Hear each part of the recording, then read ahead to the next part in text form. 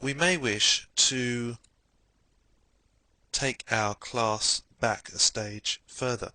Say if we wanted to create a snake class, and this is not going to inherit from cat, but we want certain things to be similar. We want to have a snake function that will let us define, this is going to be the constructor function, that will let us define the color of the snake object that we're going to instantiate from the snake class. However, we want the legs to always be 0. And then if we want to be able to report about our snake, then we're going to have to add this function report. Now, something must be going wrong because we've got duplication here. We've got an identical constructor function apart from the name, and we're just going to have to add this report function as well. Now, whenever that starts happening, that's warning bells should go off, and we should take a step back and say we should be able to find a more efficient way of doing this.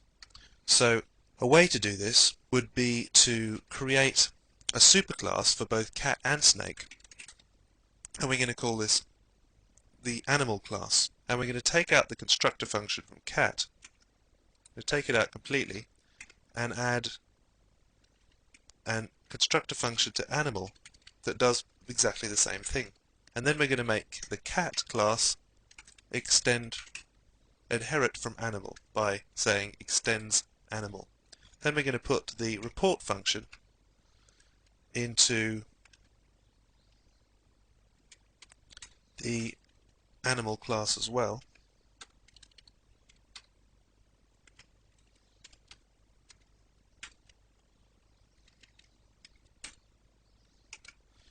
And now our cat class has been substantially reduced in size, and all our snake class has to do is to extend, we have to say class snake extends animal. We can take out the constructor, and all we need to specify are the things that are unique to the cat class and the snake class. Now if you wanted to get really technical about this, we'd create a mammal class, and we'll get into all kinds of complex biological gradations of classification of species.